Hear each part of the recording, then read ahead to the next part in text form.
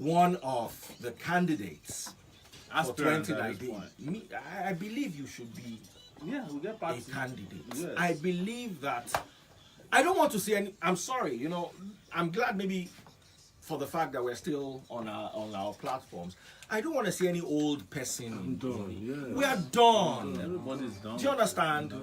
Some of the leaders we have today were leaders when Macron was born. There were leaders at 30 in Nigeria. When Macron Let me tell you, was a child. I studied Ado social studies in 1979, Thank you. primary school.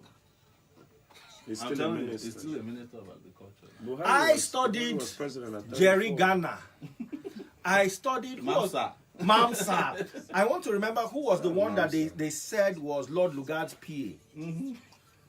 Lord Lugard that amalgamated Nigeria. His PA. Yes, we studied him. He was still in power as of 10 years ago. So we're done with that. Everybody I studied in school that they said was a hero, I had to fight them when I got to the university. People they taught us in history. You know the joke in Nigeria now that the reason they don't teach us history is because our ancestors are still around. Still around. No, but yeah, but It is true. it is. How would you, if you taught history and taught the genocides of Buhari, how does he win an election? If you taught history and remind children about Saraki and his father's history in And their Kwara bank. State and the GTB issue, they would never win an election. Yeah. The civic studies thing is hogwash. The exam has no basis in any exam we do in the country. It makes no sense. In any country for that matter. They know what they're doing. They know what they're doing. Anyway, They know what they're doing. we're glad we've come to how far we've come to. Earlier on, we're speaking about religious leaders who sold out on their faith, on their congregations, and on their country. During the Yaradua saga, a lot of us were alive then. At least none of us is a baby. We all lived through it. Yeah. I remember a tweet that got me laughing. One of my very good friends, Wale, tweeted something the day they announced the late Yaradua had passed on. He said, Nigeria's dead president finally dies. And I thought that was a Actually, wow moment. Yaradua had been dead, brain dead, 5 months before he was declared dead. Yep. Now, do you have conclusive evidence to show this? Oh, absolutely. I had, at that time, I was reporting regularly on the state of health, and a doctor who was privy to the treatment, they had come to Boston to recruit a doctor to go to Saudi Arabia. They were looking for doctors all over the world who could perform miracles to bring him back to life. And this guy said he went there, and told them that this guy is dead. Yaradua had cancer. Pericarditis. And he had other issues. And he was dead. He had been brain dead 5 months effectively before they declared him dead. What they were doing was that when they took the budget there, he wasn't the one who signed it. When he did the interview on BBC, it wasn't the one. In fact, BBC has completely now removed that interview from their system because they cannot defend it. The lady who did it, Jamila Tangaza, was eventually rewarded with a job in Abuja, and she was well rewarded. She worked out there, and later she was declared wanted because she was involved in a lot of fraud. I think she ran away from the country. Wow. That was how they were This is the working first the time. system in those days. And we were revealing as this we revealed everything. We were, in fact, the day he died, Shegun Adeniyi was asked to come and see him. And while he was waiting in the living room in Aso Rock, I called him. I said, Shegun, where are you? That was the spokesperson to the president. He said he's waiting to see his Oga. I said, which Oga? He said, President Yaradua. I said, the man has died. He said, I know you do investigative journalism, but this one you have carried it too far. Because I'm just waiting to go upstairs and see him. I said, he's dead. He called me back 5 minutes later. I said, it looks like what you said is true. He wrote it even in his book. He said, because I've just been driven away from the living room and things seem to have changed.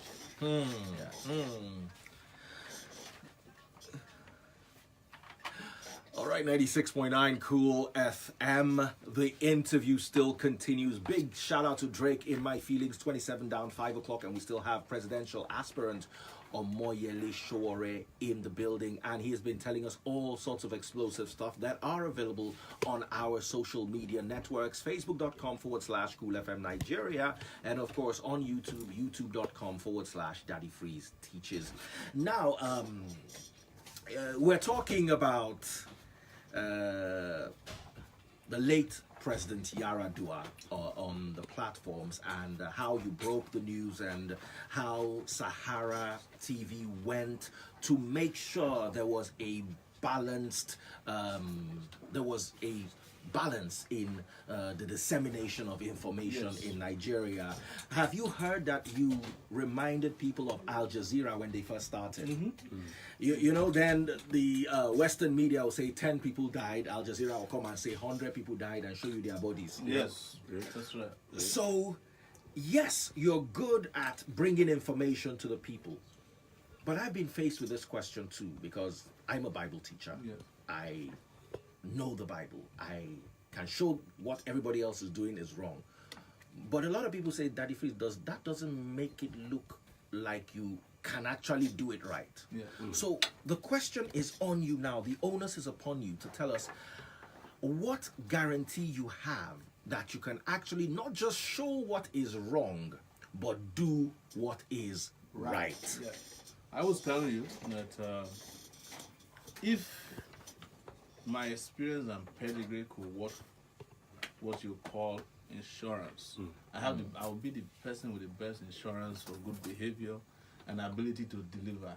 Let me ask you a question. Have they ever offered you a handsome bribe? Of course. I mean handsome, those kind of bribes that you just think about it like, look, I've fought this activism long enough. Yeah. Should I just collect this money and retire? No, so I'll give you an example. When Ribado was being bribed by James Ibori, I was also contacted to come to Ghana to come and pick up my own bribe. Nice. Yes, and they told me that, look, Ribado had accepted his own. Who are you? Come and get your own and just move on. Stop reporting about this James Ibori every day. James Ibori. Yeah. And I told them that, nobody can buy my conscience. At that time, they had bought all the judges. They bought the media. They bought everybody, But I refused. And it was that consistency that led Ibori to run out of the country to Dubai, where the UK government picked him up. He spent 13 years. He was sentenced to 13 years in jail afterwards. Now, of course, because this is a radio station and we're balanced, of course, Mr. Ibori should feel free to come here to give us his side of the story if he so feels. And Ibori is now it's likely to become an APC chieftain very soon. So, of course, our doors are open to everyone. We try to make this as balanced as possible. Talking about balance, I read something about you recently. There was a certain GO who I don't want to mention who sued you to court for 10 billion naira. Yes. And this particular GO, guys, you guys should not laugh, because what's really sorry, I didn't hear this. You didn't hear this? No. What's really funny to me is this particular GO is notorious for telling his congregation to pray die by fire prayers for their enemies. Yeah. So what happened? Why didn't he just pray so you can die? I hate to say it, but I don't think that righteous people can be killed just like that. I'm sorry, but die by fire prayers are the highest form of adultery and fornication a human being can even practice. Let me just tell you, maybe Jesus is now your higher killer. Maybe you call it idolatry, but listen, I have had to deal with a lot of GOs, and it's not because I hate the church. But I see sometimes they have excesses the same way government officials have. Like a GO also slapped a young girl in church. Yeah, we saw that video. We all saw it. And nobody would touch the video. I put it out. And my conviction at that time was that, how dare you slap this young girl, accusing her of being a witch. Yeah. But you won't do that in an American church. You have an American branch of your church. If you did it there, you are not getting out of that place on your own terms. You have to live in handcuffs. Yeah. So you know where to, but you won't even do it to your children. And based on the reporting and the way we dragged it on, of course, they came on our page that will die in a matter of days and things like that. But that got a lawyer sufficiently angry enough and emboldened enough to sue. Wow. Yes, yeah, they sued him in court. And eventually, initially didn't want to go to court. But when they saw that the public was outraged, they went to court, and I heard that they resettled the young lady. They gave her a position in the church and made her disappear into the hierarchy of the church. The witch. Yes, this witch now was She has been absorbed rehabilitated into the church. so that she will not present herself. She will not present herself as a witness in the case. And for me, it's a restoration of the dignity of even members of churches, that they are not subject to abuse in their place of worship, because they have a right to worship freely and not be abused by religious leaders. I'm not, I read the Bible twice too. So probably I know the Bible a little bit more than you do. And I came to a number of conclusions. But this race is not about my conclusion about religion or churches. It's about my conviction in humanity. That's why I'm here. And that's the issue we should be discussing. That this should be about Christians, Muslims, animists, anybody. African traditionalists. No matter what you believe in, even if you believe in a pen, the state has the right to protect you. Wonderful. Talking about marginalization, talking about beliefs, talking about abuse, there is no way women will not come up. And we also spoke of a woman who was slapped by a GO. And now, in government, Nigerian women feel incredibly marginalized. Yes. I want to put it to you. How much, what's the percentage of your cabinet are you going to assign to women? Is it going to be 50-50? Some countries right now have a 50-50 man, woman, just to go across the genders. And what are your policy plans to better the lives of Nigerian women? Because whether you like it or not, in this part of the world, women are still being abused in marriage, in religion, by tradition and culture, government included. To start with the percentages, I will start with 50-50. I've been saying I want a 50-50 leadership of the government, where women and men will have equal position in the cabinet when we come in next year.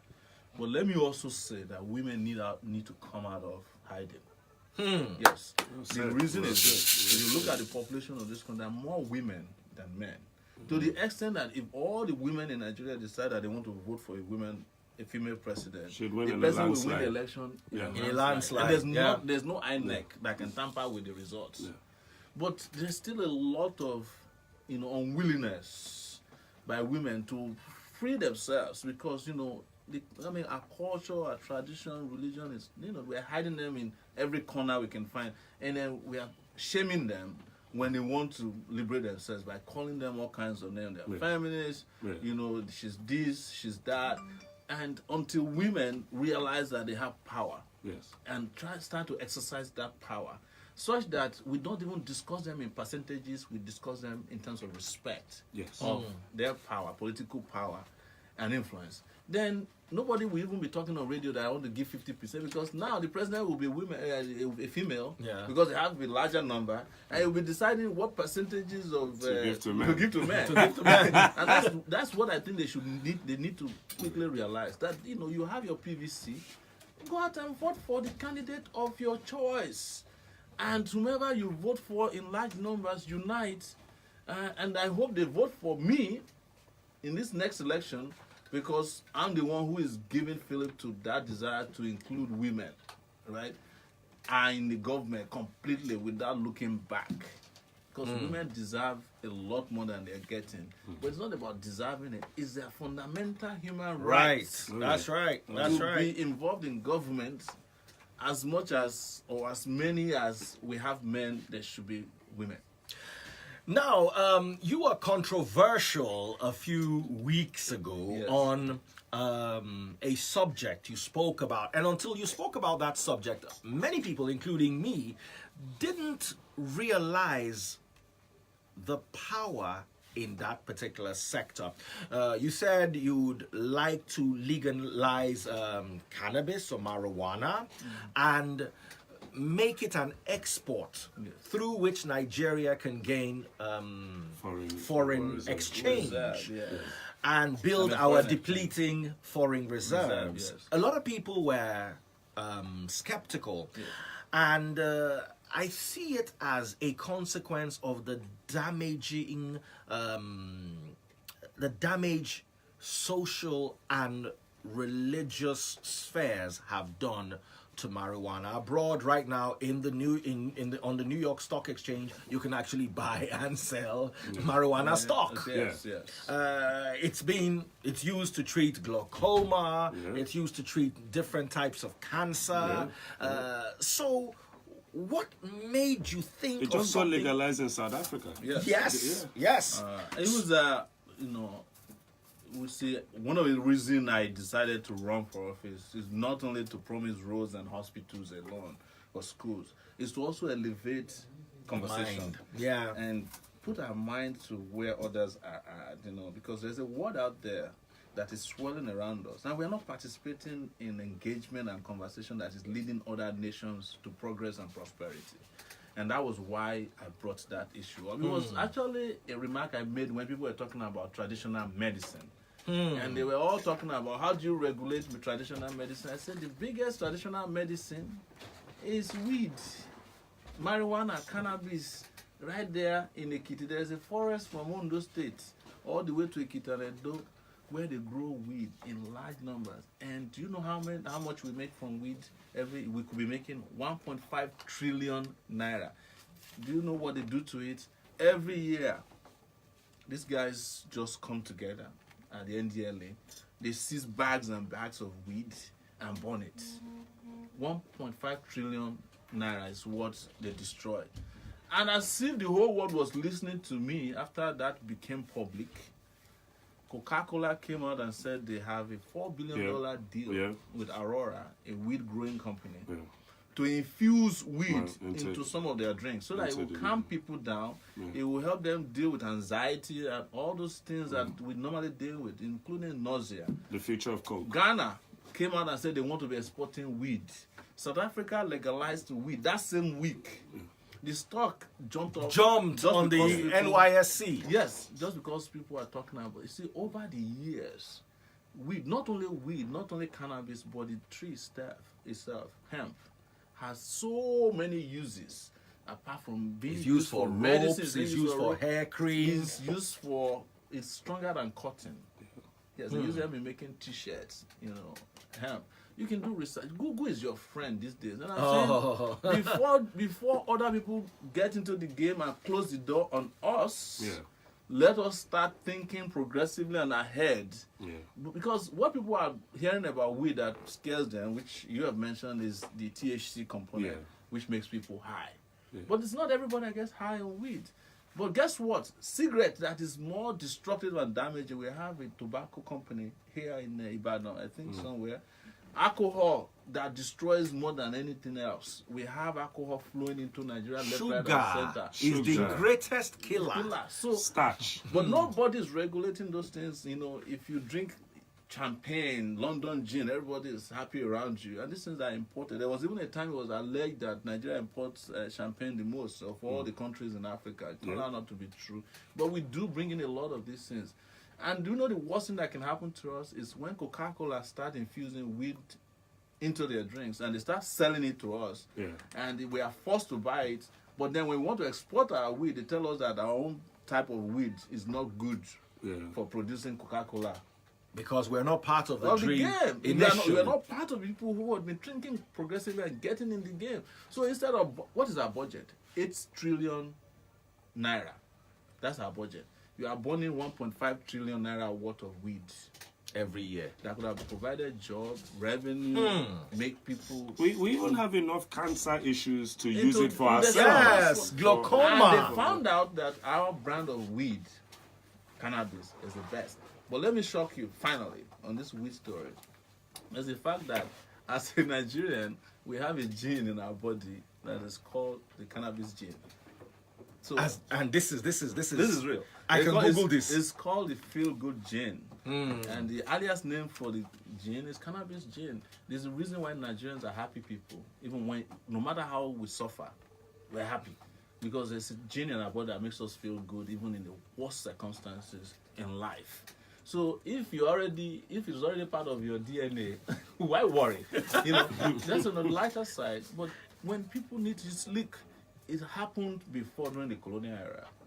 Our people were brewing ogogoro, and the colonials discovered that their London gin wasn't as good as our ogogoro. And they banned it and wrote it into the law as illicit gin. It's still in our laws today that if you are caught with ogogoro, you're supposed to go to jail.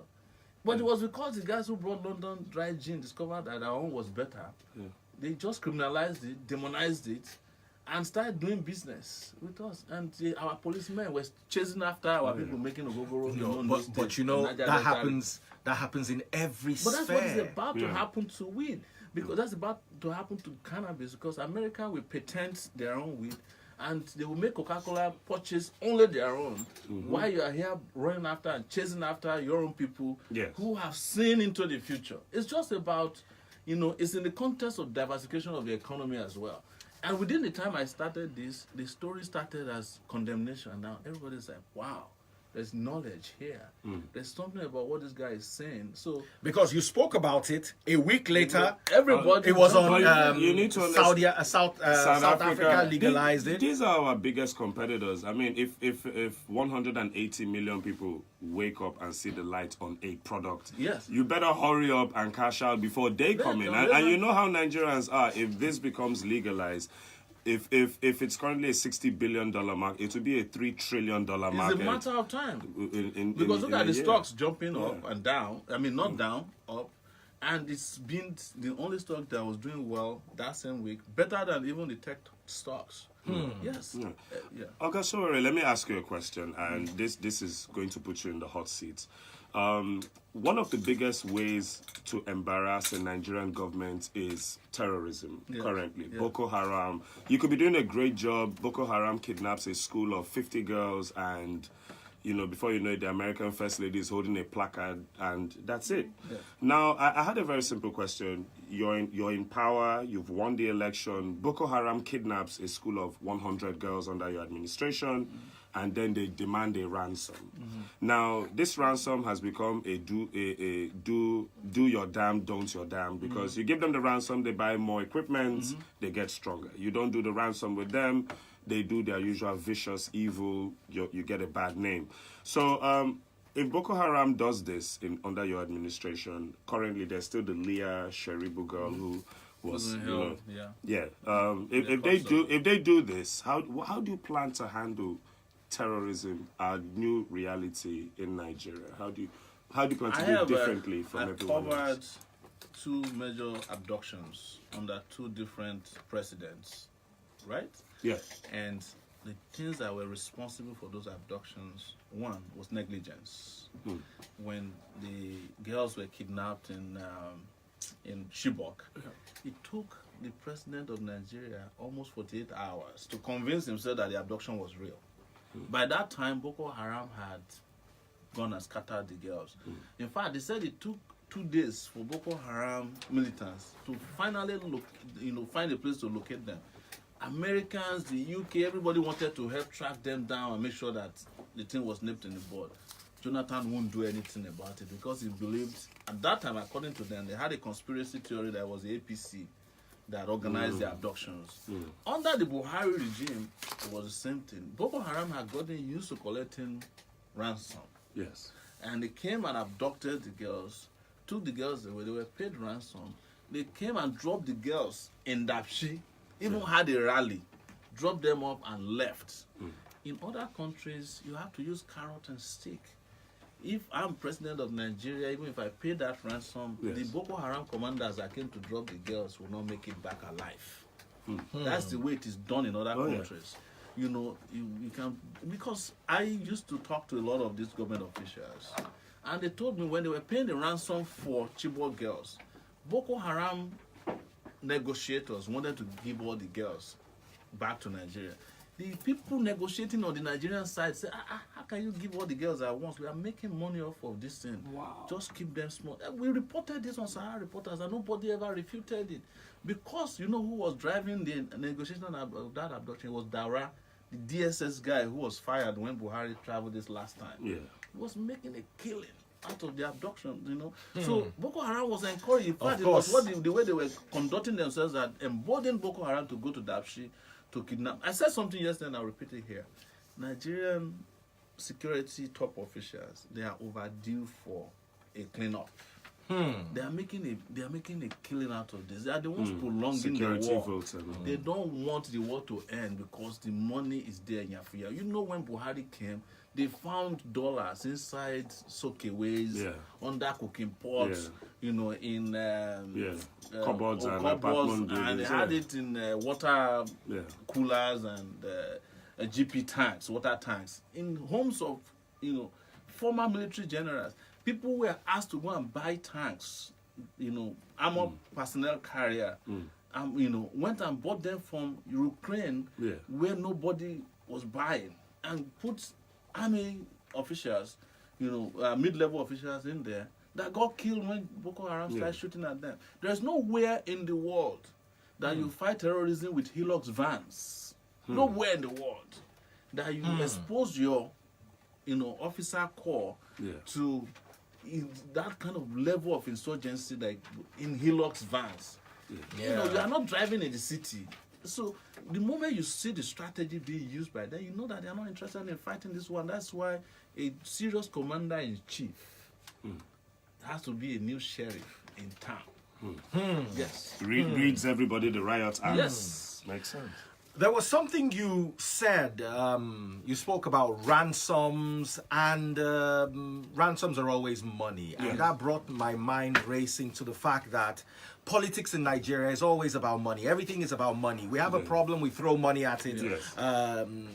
Tell us how you think we can overcome the challenge. Money politics, the Ekiti, the Ondo, Akure, The unnecessary respect for money in this country, it's everywhere. You have a bad child, you throw money at it. You know, so how do you intend to restructure Nigeria with regards to the money politics? We have started doing it. We came into this game 7 months ago.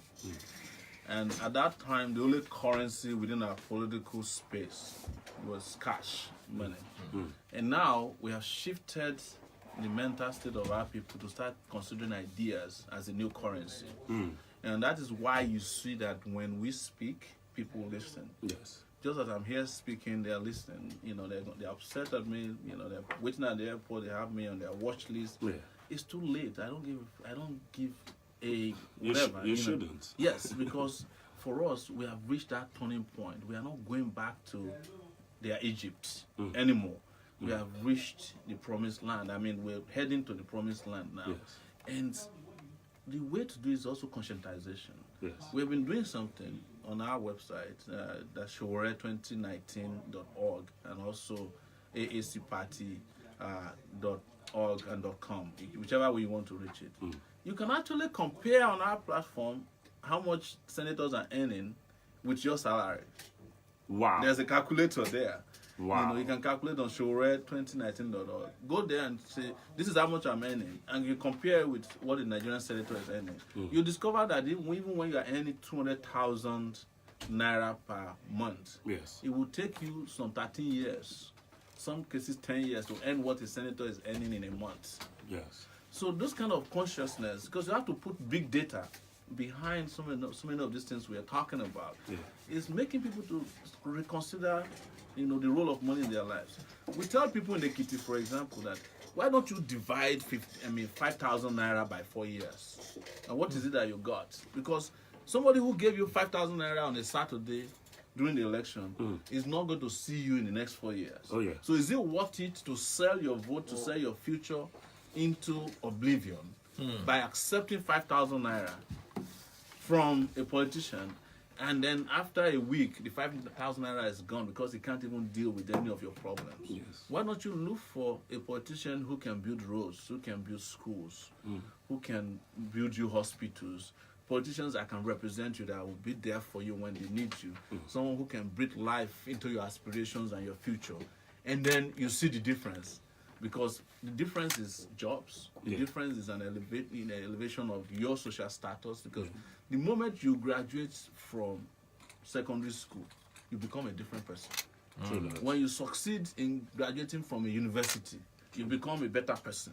When you have your master's degree, but most importantly, that will also be backed with jobs. It will be backed with electricity. It will be backed with quality good of roads. life. So quality of life will just jump from, the 5,000 naira handout you used to collect to a life that can take you on vacation when you want it, that can make you see the world, that can make people respect you, that can make you drive the car that you want, even when you can't afford the car price at once. And that can make you build a house that you want, that can make you live in a society that is safe. And sometimes I can even make you decide who you worship and who you don't want to worship. Makes sense. Where you worship, and which times, you are forced to do things that otherwise you wouldn't be doing. Those are the essential things that we have brought into the game. And that's why you see that the moment we push an idea out there, they are stealing it. Yeah, I noticed. Yes, and converting it to their... I won't be surprised now if APC start talking about exporting cannabis. Because when we pronounced on June 12th, they went and looked for Abiola's family. Oh, yeah, let's change democracy date. So before these crazy guys come and, steal the idea from the thunder from us. When we talked about minimum wage, they are now forced to deal with minimum wage. I noticed labor leaders are now going on strike to enforce minimum wage. I noticed something, Mr. Sowore, and you just brought it up, and it was part of the questions we had planned to ask you today. I found out you're bringing up a lot of 21st century ideals, and then in this your tour you've broken them down. And I always hear either the government or the public or somebody use your idea less than a few days later. Yes. The cannabis thing was, all of a sudden, it was everywhere. Yes. I've noticed they paid a certain amount of money to NASU. They just cleared off the debts of the Nigerian Airways staff after 15 years. They actually completed the construction of Kano-Kaduna Road after I went to criticize them in Kano. Yeah, so I've noticed this. Now I want to ask an important question. The election is done. Unluckily, you didn't win. Let's say the current administration wins, and they say, look, Mr. Sowore, you had an amazing campaign. You raised a lot of fundamental issues. Come and work with us.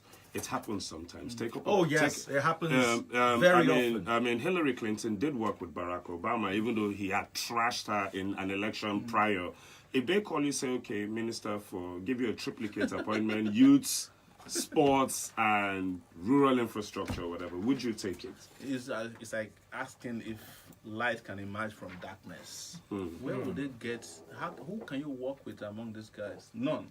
The kind of ideas... If I wanted a job with government, I would have been getting jobs.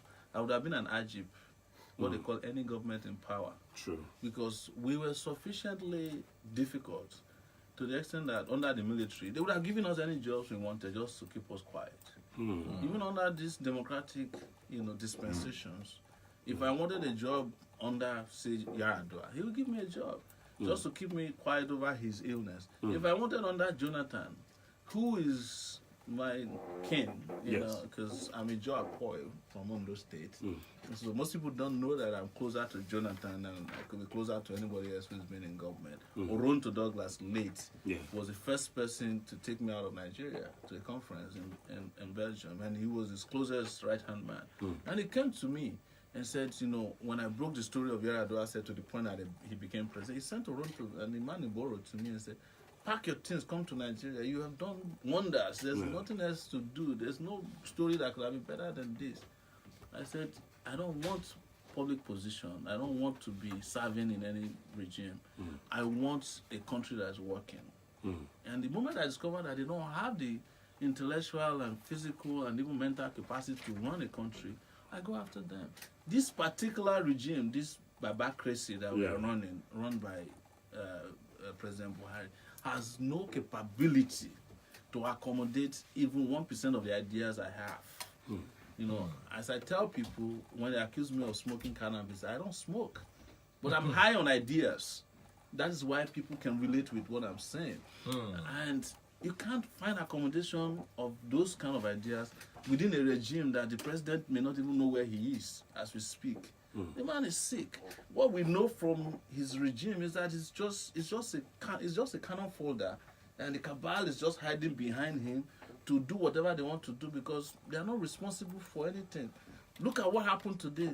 The wife went and reported her ADC to the police for arrest because she found out that he had cheated her out of 2.5 billion naira. What is she ADC. selling? And that's supposed to be the wife of Mr. Integrity. That has no office. You understand? There's no office for the first lady. But your ADC can be collecting on your behalf, monies that if they are keeping inside the room, it will be falling out of the window. And you just found out. If they are keeping in a compound, we're falling over the fence. You understand? So this is the kind, and if this thing had come from Sahara reporters before now, most people would have said, maybe is this unbelievable, you made it up. But these are the kind of stories that we have fed people with over the years. The kind of carnal activity that's happening within governance and the dark recesses of power, which is the reason why we cannot go for anything less than the real price. Because what needs to happen is not a compensation for me as a presidential candidate who may or may not have won the election, is a role or a future for the people of Nigeria. And for me, the election is not going to be the end of the contest. All right. Thank you so much for joining us. We'll continue with the remaining leg of the interview, which is just another 5 more minutes. And I think we need to take questions. Yes. We're going to go on a break. And when we come back, we're going to take questions. Real quick, in a few seconds, this elections, the Osun elections that were considered inconclusive, what's your take on that? It's a scam. Honestly, I hate to say this, but the PDP won the election. But the APC and the PDP, this is what PDP would have done when they were in power. In fact, PDP would have declared that they won when they were in power. But APC declaring this election inconclusive is just robbing the PDP guys of their victory. But you know what is sad about it? That you can't find between APC and PDP any candidate that people of Osun could vote for. It's between a dancer and an unknown masquerade. It also saddens me that our quality of choice has been reduced to nothing. For a state in 180 billion naira debt. Yes. I don't get what the fight is all about there. Someone said in Nigeria we celebrate mediocrity. Do you agree with that statement? Absolutely. This is the headquarters of mediocres. I mean, mediocre people.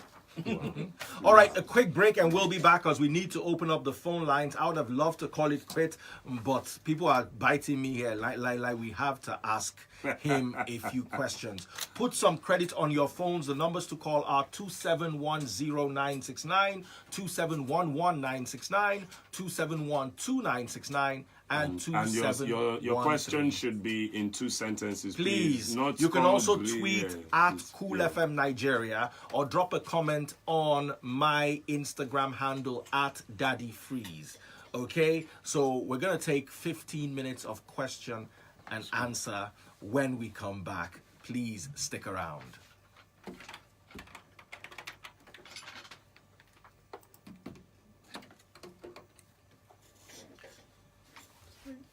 Stop it. Okay. Woo. Guys, how is it going? We're going into Wolfie Abiola, I see you. Bring it. See, you can be a very lazy somebody. When you are recording, you just look away. Follow him. You two can be very lazy. Daddy Freeze. I was watching you. Yes. You want me to play one ad? Yes, play an ad break. So we come back and we just take questions. Okay. About this interview is explosive. We'll be back now. I've not even posted it on my YouTube yet. Oh. Wow. It's just, No, don't cut it. Leave them. Because if we cut it now, they will now come back and it's now be a hot mess trying to get them back.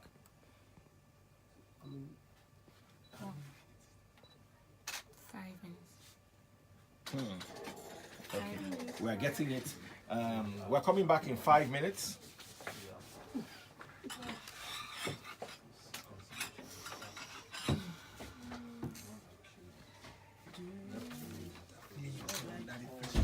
I'm trying to not see. The same. Because I don't disturbing us that we should pay the eye. Wait, he doesn't want you to cross. He said I should go. So you're going to share your face. You want that you showed your face, Abby? I My showed my mistake, face. actually. Don't want to be seen by nobody. Nobody know me. So vexed. No, we just I'm not take paying it. attention. I'll be late. What? Look at them. She has a problem. Want to And come this with my I'm rather not thing. following Eh? all you. Papa? No. As long as I get there by. And the funny thing is, the day before I saw the interview on the couch, I was talking about this thing. I went to the supermarket to buy something and I saw someone that bought a weed crusher and bought the wrap for the weed. And I'm like, so in the supermarket, we sell the crusher, we sell what they used to wrap the weed, but then the weed is not legal. So you're sending people to do stuff illegally, but you're telling them, okay, Don't you mind can that. do You know, it, but it has to be we're a country legal. of pretenders now. See, basically, you're showing us. I'm a radio girl now. I'm a radio girl now. You don't expect to be seen. Okay, all those time we thought that you were invisible. This is me not following that. It is okay. I think it's okay. I was not following you.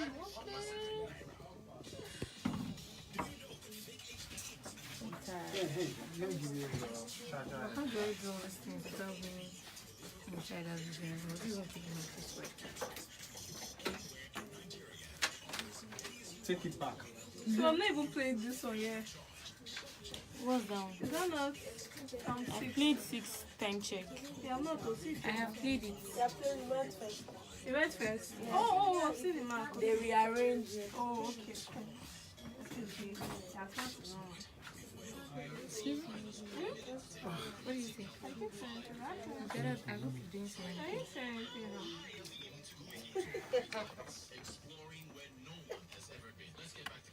Are you learning to be rude? I hope not. No. Okay.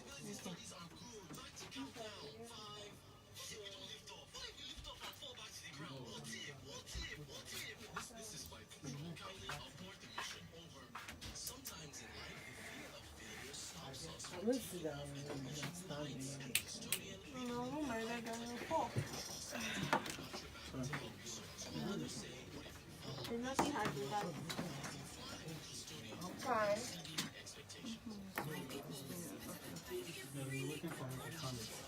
Oh, no, funny enough, no. I thought I saw you sitting there. Oh, wait.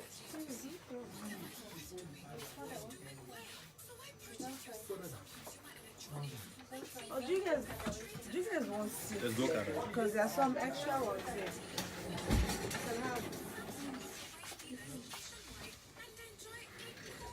Sorry, let me.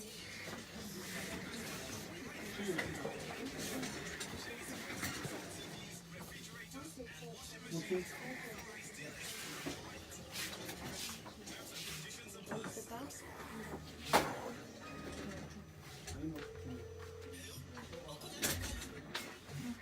Be calling.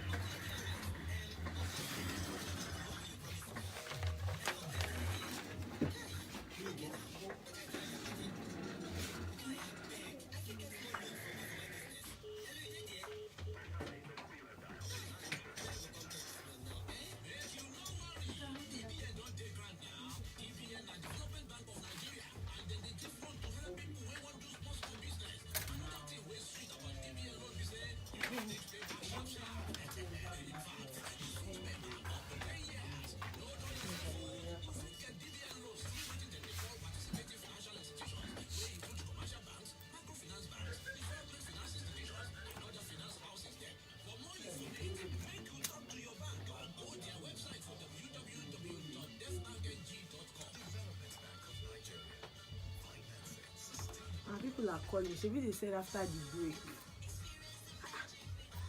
I didn't know hearing the advert. Some people have already called and they refuse to keep calling. Whether the advert is on.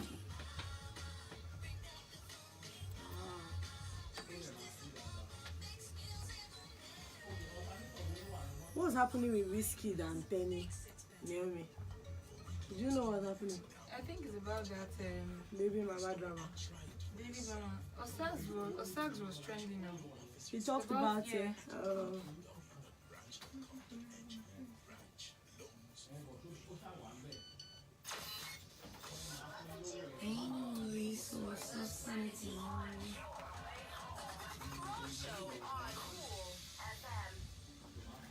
That Osags to do theft. He does the most. He's so I don't annoying. even listen to the thing. He's nasty. His podcast. I mean, I get that you're trying to be a real journalist, but you don't have to. So, do you know what he said about the exclusive? What is That he said that the exclusive stylist should be killed or something like that. okay, I think yes. I'm like, what the hell? How? Is that on Is that Are you relevant serious? though? We're going out. This is. He's still there.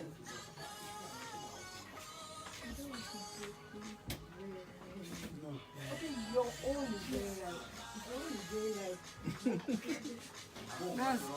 Where's Daddy Free?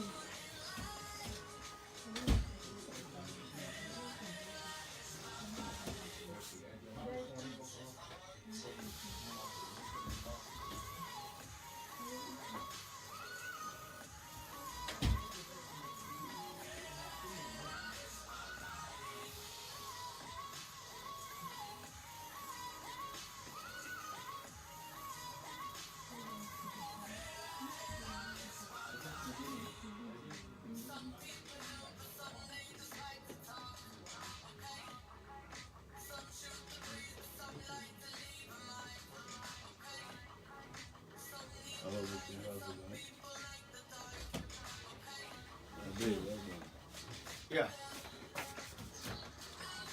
I'm coming in tonight, so I'll call you when I get in tomorrow. Where is that girl? Where is Essie? Go and call her for me, Josh. She's not a serious person.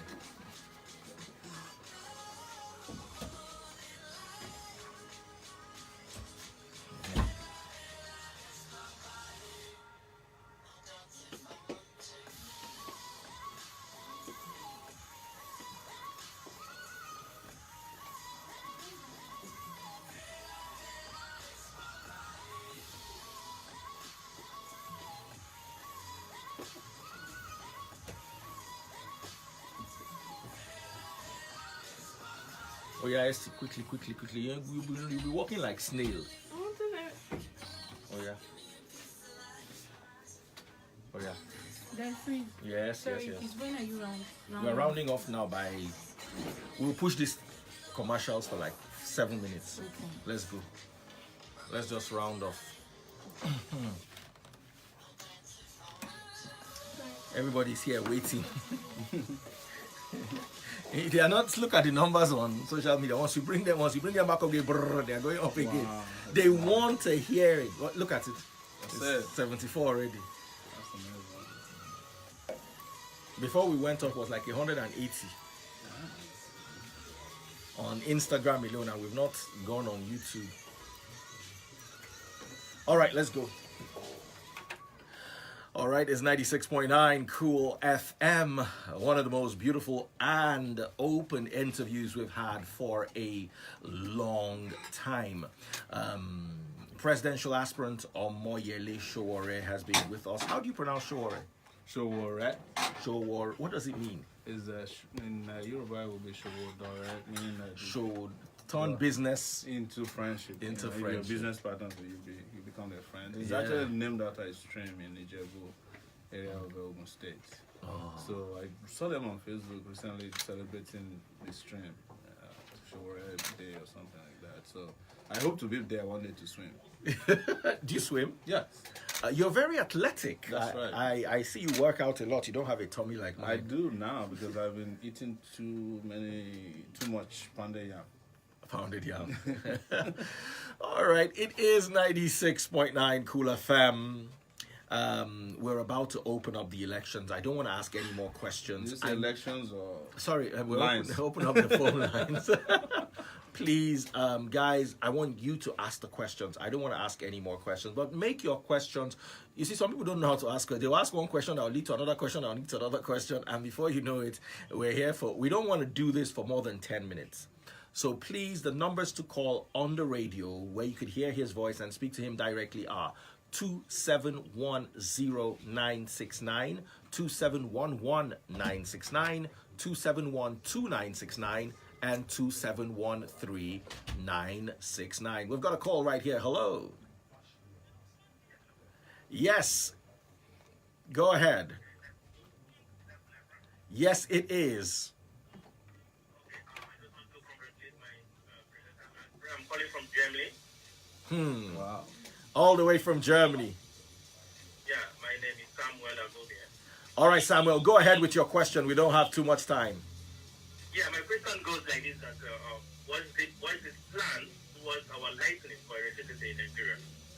Yes, I have said it, and this will be one of the times I will say it again, that we have to grow rapidly from 7,000 megawatts to 24,000 megawatts of electricity. And one of the things to do is to add renewables to it. We want to grow about 4,500 gigawatts of electricity through solar energy alone. And that can be done within a year or two, going by what we know, because Morocco is growing electricity and selling to France, selling to Malta through solar. And we are here still struggling to even transmit the 7,000 megawatts. They claim that we have. We don't even know, because the infrastructures are dilapidated. I mean, infrastructure for electricity is dilapidated. We don't have transmission lines added for a long time. This can be done, and the way to also do it is to break it down to break down, the national grid into mini grids, so that people can have electricity in smaller places. You do it the right way.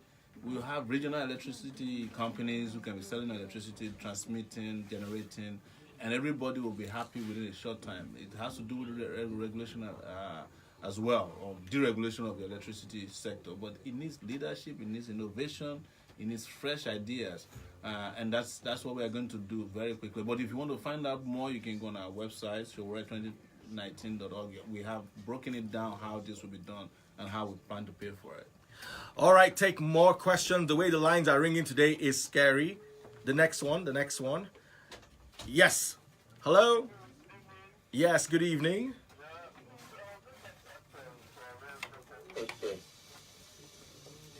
I'd like to know what is planned in terms of our military, having to do with the Air Force, the Army, and also the Navy. If he becomes president, I feel that those guys might not be comfortable with him being there. And what is actually his plan to ensure that he actually has control over the armed forces. Yeah, I've said it before, and I'll repeat it here today.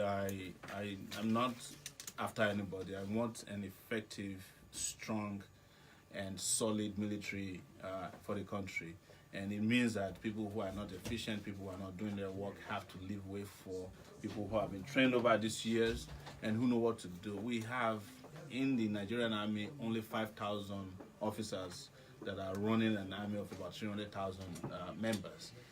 Because the big generals are there in Abuja, they don't even know what's going on the field, and they don't want to promote people, because the moment they promote the younger ones, they'll be eased out of the way, because the younger ones are actually more technologically inclined, they're savvy, but they don't let them control things. Instead, they put them in rickety cars, or fake, armored personnel carriers, and these guys get killed. We are losing more soldiers, we are losing more forces, security forces to terrorists, kidnappers, and general criminals now than we have ever done before, because of the kind of poor equipment that are given to them. So I'm not going to lie to anybody that when I come in there will be a shake-up in the military, but I'm not the first one who's going to come in and shake up the military, but I'm just going to shake it up in a way that it will become effective and efficient.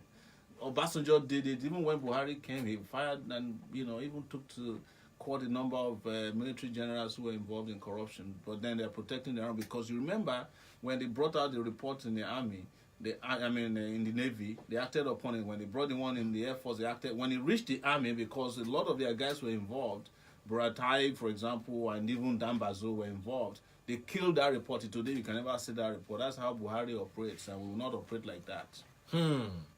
All right, a few more questions. I think we're going to take just one more. Yes, hello? All right, Saheed, go ahead with your question. Yeah, I met a gentleman, I think, at the airport, Accra, on the 14th of last month, if you remember, with the Daily Trust man. Oh, wow. How are you? Good day, sir. How Thank are you sir? so much. Yeah, nice talking to you. I must confess, I'm very, very impressed. But my question is this. I don't know why this politicians, this leaders, don't even have conscience at all. If you go through, I'm worried about the road now. Yes. From Badagry to Maltu. Yes. They can't go to the international road and this to other countries. It's a shame. You can't go through this road for 6 hours. I traveled the road last month, so I know what you're talking about. There's look, our leaders are committing crime against humanity at every level. Infrastructure, security, power, education, health is a crime. This country is crime scene when it comes to leadership, and we have to end it. And that's what I'm promising all of you who are watching, those of you who are listening to me, that you don't have to be like this. You don't have to continue to accept mediocres as your leader or people who want to drag Nigeria with them to their grave. There's nothing wrong with being old, but there are a lot of irresponsible old people. When you can no longer function as a leader in a country, you let go of power. But in this case, they don't want to let go of power because power is the only way they breathe. Power in this country is the social security department of the lazy leaders. When I was talking about mediocre people there, I wanted to correct it. I'm talking about mediocre leaders. People are actually not mediocre people, but the leaders, very mediocre. They don't have ideas. They don't know what to do. They are only there repeating the same old mistakes that put Nigeria in the condition that it is today. And we cannot continue to make do with recycling of these leaders. Get rid of them next year with your PVC. This me that's talking to you. I mean, citizens of Nigeria have been around for 30 years now that I've been doing this. And I said to myself, I'm tired of this. And I decided I'm coming back home. I stayed in America for 19 years. I never one day applied to be an American citizen because I love the burden of being a Nigerian, so that one day I'll be reminded of the need to go and save my country. What is America for us and those of us who are in Europe, and Asia, and in Australia? It's indentured servitude. If you don't think about it, you walked into slavery. No matter how great it looks, it cannot be like your country. And what is driving our campaign today are those Nigerians who have acquired knowledge, skills, exposure, education, who want to come back home, but they have no country to come back to because there's not even an airport in Nigeria that you can call an airport. Ghana just opened an airport recently. Everybody is going there taking selfies and putting it on Instagram. And I'm saying to myself, why are people not outraged enough to say, well, if Ghana can do it, we can do it. Why can't we? Yes. And what we need is organic outrage. And that's what this is about. It's not just about an election. It's a consciousness that can make us become so outraged that we say, never again shall we continue to be led by this crop of people. Wow, it's been an explosive hour or so. But I must say, I really appreciate this. I want to see young people. I want to see us. I want to see us have a future. And it's a wonderful opportunity to have someone who also shares that drive and that passion. Now, for anyone who feels that they have something to say about this from all the sectors he mentioned, please be rest assured that our doors are open in Cool FM. You want to come and say what you want to say, come along with your facts. Yes, it's open. I'm going to be doing this for the next 1 year, running down all the way through the elections. So I want to keep my doors open to heads of parastatals, aspirants, but you have to come and be open like he was. Yes. We need people who are open. We don't need people to hide anything from us. Let's discuss. God bless you all. Do have yourselves a very, very lovely day. Thank you so much for listening, and thank you so much for calling us on The Road Show. All right, let's round off for... I know you're tired.